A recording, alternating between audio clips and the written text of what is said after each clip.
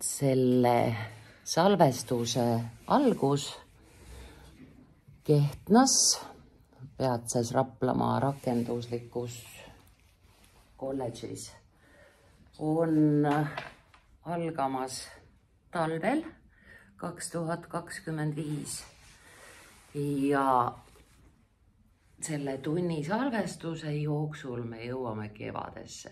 Kell 11.01 algab kevad 2025.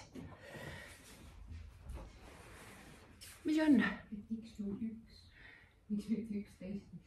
Või 11.11, sest on 11.01 ja nii on. Kevade algus ehk equinox tähendab seda, et päike on lapiti ekvaatori peal. Poole aasta pärast sügisel juhtub täpselt sama hetk, et ta on nii ekvaatori peal, kui olla saab. Tervisi sõpradele Gambias, Ugandas, Venseremas. Nii, meie töö nimi on Jumalaga relvad. See otsekohe viib mõtte Ernest Hemingway'le, kelle füsionoomia vaatab meid ka tahvli pealt. Scary Good video jutustab Hemingway nippidest, kuidas olla nii populaarne, Scary Good.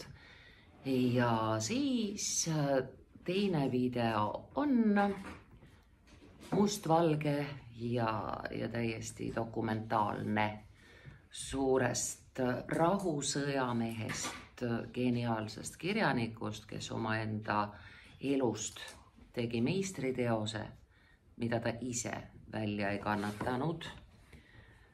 Lõpetas oma maise matka Key Westis, Florida kõige lõunapoolsemas tipus omal soovil. Väga aktuaalne teema teatavasti Eesti ühiskonnas praegugi.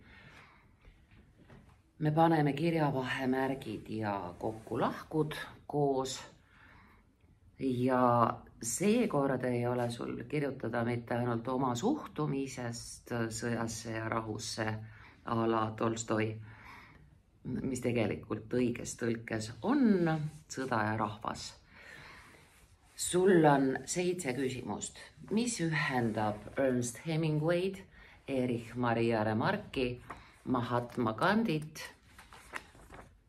ja Leo Kunnast, meie sõjandusfilosoofi, eetikut, praktikut, kirjanikku. Milles seisneb nende suurvaimude sõnumi sarnasus, milles erinevus, mis pärast sõda kogenud ja relva kandnud inimesed kibestuvad. Oled kogenud puhastavat ja tervendavat kirjutamist. Iga kirjutamine on muuseas puhastus ja tervendus.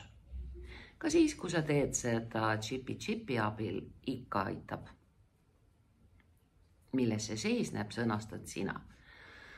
Kuidas suhtud lennukiteta taevasse? Me saime selle kogemuse pandeemia ajal, kui taevas oli kinni ja me kõik olime kinni.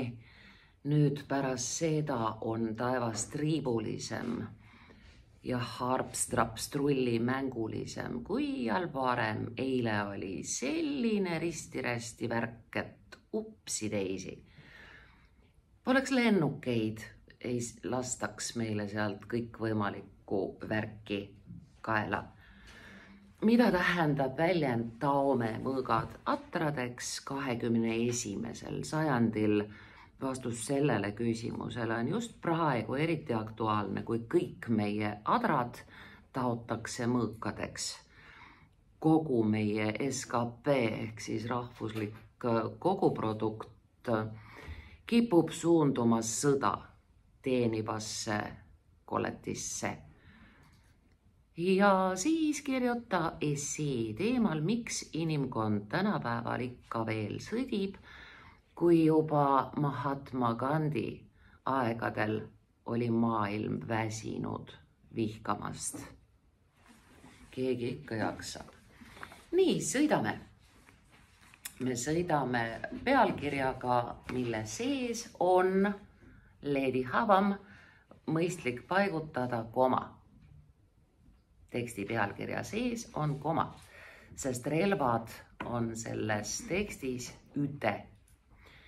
Jumalaga koma relvad, hüüumärk, see on hüüdlause.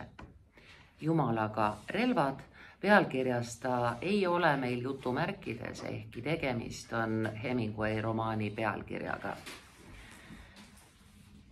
Verehinnaga sõjavastasteks, sõjavastane on üks sõna. Missugune ja ühtlasi on ta ka kes, igal juhul on ta üks sõna. Verehinnaga sõjavastasteks sõdivad ennast need koma, kes on ise sõdurid olnud.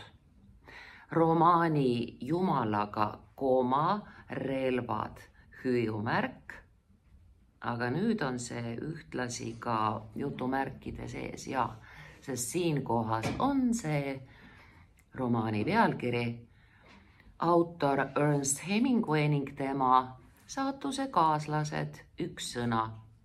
Teekaaslane, elukaaslane, saatuse kaaslane, kõik need on alati liitsõnad. Erich Maria Remarque ja Leo Kunnas teosega Sõdur Jumala teener. See on jutumärkide siis, jutumärgid algavad alt ja Sõdur Jumal on üks sõna. Sõdur Jumala teener on tapnud koma, et mitte tapetud saada. Sellest paratamatusest räägivad nii Jumalaga relvad ja päike tõuseb Aafrika haljastel aasadel kui ka siis Remarque'i triumfikaar läänerindel muutusteta, Leo Kunnase raamat ja veel paljude seda salajast valu kogenud kirjanike tekstid. Sul ei ole valikut, sa kas tapad või sind tapetakse, aga need hinged tulevad sinuga kaasa.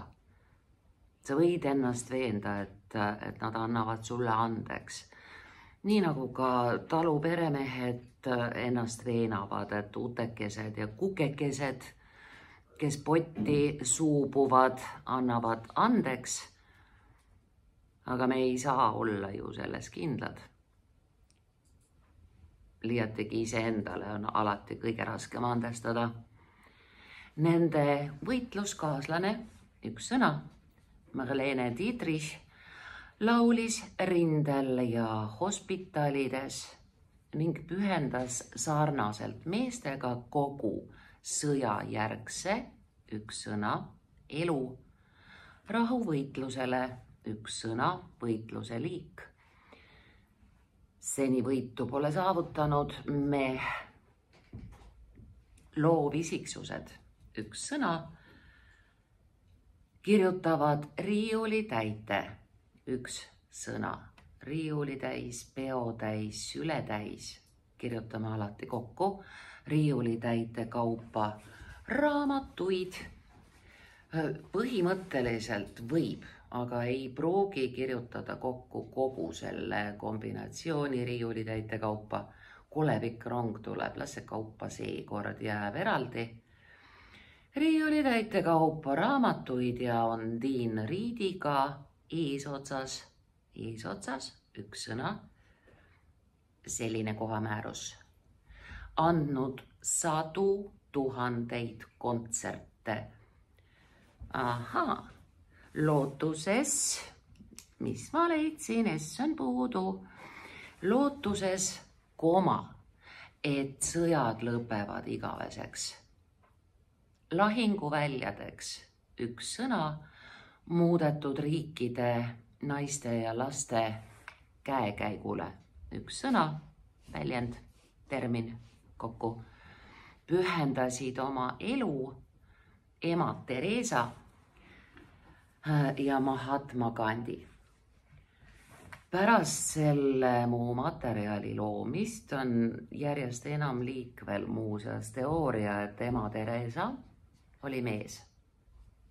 Ahaa, just seda hüpoteesi kuuldes ma tegin sama näo nagu prouad, preilid, härrased, kümnendikud ja vaatasin seda dokumentide jada, mida doktor Google lahkelt jagab ja lasin ennast ära veenda.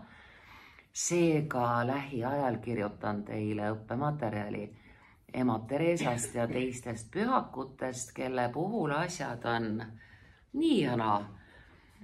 Ehk siis liikvel on päris veenvad materjalid selle kohta, et tegemist oli meesterahvaga, kes tegeles kogu elu inimkaubandusega ja kogu tema pühaku tegevus, kogu tema heategevus oli fassaad, mille taga toimus midagi hoopis muud.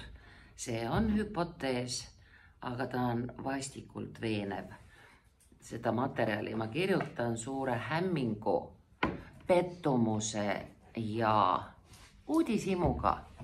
Uudishimu laseb sageli väga vastikutest asjadest sirge seljaga ja määrdumata läbi kõndida. Nehru tütresse Indira Gandhisse,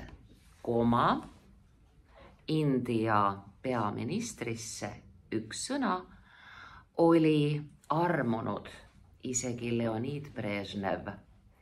Miks ma rõhutan Nehru tütresse? Sellepärast, et Mahatma Gandhi ei olnud Indira Gandhi isa. Indira isa oli Jawaharlal Nehru. Paraku ei suutnud ei Hemingway, Remarque ega Šolokhov üles küntud uudismaa. Õudselt hea romaan. Jube geniaalne. Pärast maailmasõdu kõik kolm sõna kokku ei ole me seni jõudnud kokkuleppele, kas teine maailmasõda alles kestab, kolmas juba algas või on algamas ja kui algab, mis siis saab? Kauase kaasteelise kolleegi kooliõe Heli Vahinguga eile õhtul pikalt arutlesime, et me 99% jääme siia. Oma kaunid tütred ja vägevad pojad päästame, aga ise püsime. Võib-olla. No me ei tea ju. Ei ole kevade jutt, aga kevad just algas. Pärast maailmasõdu enam elusse armunud olla. Nõukogude üks sõna. Teie põlvkonnal õnneks pole vaja olnud seda väljendit ära õppida, meil oli see une pealt ka peas. Nõukogude propagandistid, kirjanikud saab vahele sidekriipsu. Selline elukutse, propagandistid, kirjanikud varjasid seda, mida vaba sõna käivitajad salgama ei pidanud. Koolon sellepärast, et see liitlause teine pool selgitab, mida esimene pool silmas peab. Sa ei saa sellest iialgi üle ehk siis sõjast. Mitte kunagi enam pole relva käes hoidnu. Relva käes hoidnu jääb sellepärast lahku, et see relva on hoidnu ees. Täiend, laiend ja sellepärast käes hoidnu jääb ka lahku. Relva käes hoidnu endine, sest verelõhn. Selle võid kirjutada nii kokku kui lahku, kuidas tunned. Verelõhn, kuuma raua kogemus ja valukarjed üks sõna. Poolitusmärk rea lõpus. Kui jätaksime lahku, siis karjuks valu. Kui on valukarjed kokku kirjutatud, siis on valust tingitud karjed. Talletuvad temasse igaveseks. Inimkond, üks sõna. Pole seni õppinud ei leinast ega sundtapmisest. Üks sõna. Sundtapmine juhtub siis, kui inimesel ei ole valikut, ta saadetakse rindele tema tahtest hoolimata ja seal see sundtapmine juhtubki. Sinna satuvad ka tapjaks sündinud orgad, sinna satuvad vaimuhaiged, keda omakorda juhivad psühhopaadid, maniakid, nartsissistid. Ja tulemuseks ongi see, et see hakklihamasin Gaia pinnal töötab ilma, et keegi oleks seni suutnud teda peatada. Uus rahutuvi Donald the Duck ei tundu ka sellega hakkama saavat. Ükskõik, kuidas ta enda poole sikutab Ukraina elektrijaamasid või väärtuslikke metalle, igal juhul näib ta olevat Putini meeskonna eesvõimetu. Inimkond pole seni õppinud ei leinast ega sundtapmisest. Niisiis, lisandunud on Vietnam, Afganistan, Tšetšeenia, Serbia ja Ukraina. Iga korraga on relvad vägevamad, lahingud ägedamad ja surma saanuid üks sõna. Muidu, kui me ei kirjutaks kokku, siis keegi saaks surma endale, aga hukkuja on surma saanu üks sõna. Enam ja enam maa ohverdab maagid sõjatehnikaks üks sõna, saab vastu miljonid ühishauad üks sõna ning maagid, tähenduses prohvetid, ennustavad, kuidas edasi. Minu tekst on ka prohvetlik, ma kirjutasin selle 2 aastat tagasi. Sõda Ukrainas käibki ümber maakide ja see maagiline maakide ümber kraaklemine on vahepeal tapnud loendamatuid naisi, lapsi, sundsõdalasi. Elagu elu. Kirjanikeks teisenenud sõdurid petsid ennast.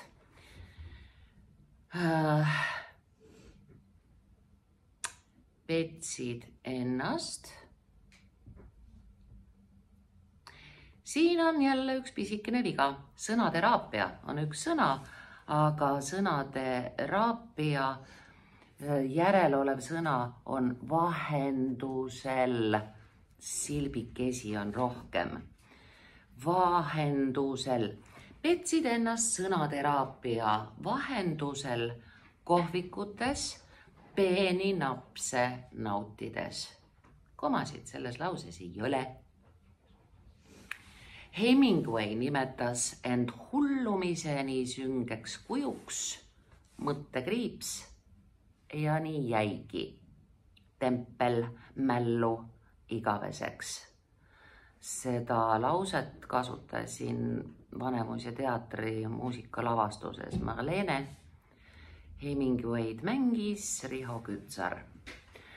Remarki, keda mängis lavastuses Margus Jaanovets. Remarki kääname just niimoodi ülakomaga, sest kuna ta lõpeb kirjapildis E-ga, hääldub K-ga, siis ülakoma aitab talle lisada käändelõpu. Comme il faut. Remarki elutahe, loomulikult üks sõna, kustus varakult. Papa nimeline, selle vahel on sidekriips. daamid, papanimeline on sidekriipsuka, sest me ei saa papanimeline lausa kokku kirjutada. See oli tema hüüdnimi, Klitška, nickname. Papanimeline Ernst lõpetas Key Westis. Isegi Florida ei aidanud, välja kannatamatu üks sõna, süütunde üks sõna, tundeliik vastu. Täna meist 1000 kilomeetri läheduses, suhtumist näitab väljend läheduses, mitte kauguses. 1000 kilomeetri läheduses toimub massimõrv, üks sõna, paneb küsima koolon, aga jutumärke ei ole. Kas mina oleksin see koma, kes tulistab Altai maa-alusest täiesti kokku, 3 A-d jääbki kõrvuti, Altaist maa-alusest punkrist korraks välja imbunud rotti. Välja imbunud jääb lahku, sest ta ei ole omadussõna välja imbunud, vaid ta on tegevus, välja imbumine. Ja sõja alguses redutas Kremloid võtmeisik, ühtlasi marionett tegelike sõjajuhtide käes Altais maa all punkris. Nüüd on ta sealt välja tulnud, selgub, et kõik kuriteod on karistamatud ja rahvusvaheliselt tagaotsitava massimõrvariga peetakse aupaklikult läbirääkimisi. Ma ei saa mitte millestki aru. Keelereeglitest saan, nii et igaüks teeb seda, mida tema oskab. Oleksin mina see miljardite tahte täitja koma, kes lennutab Stingeri, see on rakett, kes lennutab Stingeri staadionile koma, mis mahutab 80 000 inimest. Teatavasti üks Putini teisikutest tuli suurtele spordipidustustele avakõnet pidama. Nüüdseks on selge, et neid teisikuid, kes mängivad Kurskis vägede juhatajad, kes käivad erinevates piirkondades inimesi kallistamas, neid teisikuid on palju. Seega see mõrv ei tasuks ennast ära, sest päris jupatsid sa niikuinii kätte ei saa. Ei, ütles teksti autor juba mitu aastat tagasi. Ajupestud, see on tore kokku kirjutatud omadussõna. Massid on niigi diktaatori ohvrid. Mina õmblen Singeriga. See on ühest küljest fakt ja teisest küljest ka sõnademäng Stinger ja Singer.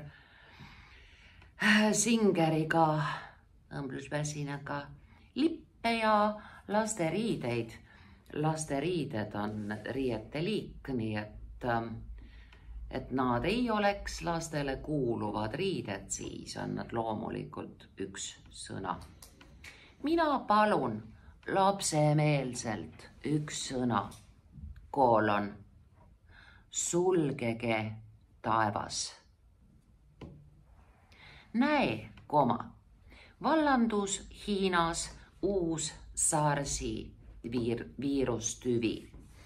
Viirustüvi, nüüdseks on see juba eelmine viirustüvi üks sõna, järgmine on juba liikvel uus kopsuvorm. Seni püsib kaunisti Hiinas eneses. Nii et ei panda seda taevast kinni, ei tehta mitte midagi selleks, et peatada maailm. Seda ei saa. Sõda saab. Pangem planeet 2 nädalaks karantiini ometigi. Naiivne autor. Pandeemia esimene laine tõestas, et ainsagi lennukita taevas on täiesti olemas. Küll on seal siis inglitel tore olla, kui seal sõda ei peeta, eks. Mis siis, et ülemaailmne, loomulikult kõik 3 sõna koos, ülemaailmne majandus jääb hetkeks. Nüüd leinaseisak, nagu te teate, see on siis tavaliselt kirstu kõrval seismine, seisaku liik, 1 sõna, leinaseisak. Siin on ta siis kujund. Ülemaailmne majandus jääb hetkeks leinaseisakusse ja servi seisma. Iga rahvas tehku seni omal maal mõtte, sidekriips, vaimu, vaimu, sidekriips, loov, sidekriips ja käsitööd. 1 sõna, niiviisi oleme loonud siia terve rea sõnu. Mõttetöö, vaimutöö, loovtöö, käsitöö. Sellepärast neid sidekriipse ja komasid siin jadamisi on. Taome mõõgad atradeks. Mõttekriips, kaunis turvaline lauseliige. Õieti siis kirjavahemärk, mis ei lähe kunagi valesti. See on garantii. Meelega on tekstis nii sõna karantiin K-ga kui garantii G-ga, et jääks loodetavasti meelde, et nad on erinevad. See on garantii armastuse, mitte sõja teenimiseks. See jalg on ikka õigel teel, mis adra järel käib. See väljend on 2 autori lemmikväljend. Esimesena kirjutas selle Hane Sulega üles Vargamäel Anton Hansen Tammsaare. Ja seda kasutab eranditult igal aastal oma aasta prognoosi kirjutades Igor Mang. Jumalaga, relvad nüüd ja alati. Sina loodetavasti seda teksti vaadates juba nägid, kus on vastused sinu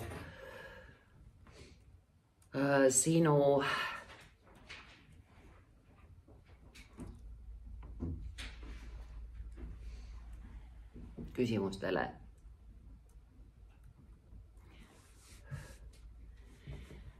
Ma ei taha, aga ma teen seda. See on film Savior, päästja. See on kõige valusam film, kõige mõjuvam film, mida ma viimastel aastatel olen näinud. See on servo-horvaadi sõdade ajast ehk siis väga hiljutisest minevikust, kui nii nagu praegu venelased tapavad ukrainlasi, tapsid servo-horvaadid, Bosnia-Hertsegoviina inimesed 11. See laul on filmis sellel hetkel, kui tegevusliin on niisugune, et Ameerika rahusõdur, nii nagu on nüüd võib-olla minemas Ukrainasse, päästab ühe naise, kes on lapseootel. See naine on vaenlase poolt vägistatud, sünnitab selle sõduri abiga, tahab selle lapse autost välja visata, aga ei suuda. Selle naise nimi on Maria, sünnib tüdruk ja koos teiste naistel laste vanuritega see ema tapetakse. Sõdur päästab beebi, paneb talle ema nime Maria ja kasvatab selle lapse üles. See on üks selle filmi kohutavatest tegevusliinidest. Neid on palju. Nagu ma ütlesin, ma ei taha, aga ma teen seda, ma panen selle laulu tänase tunni lõpuks.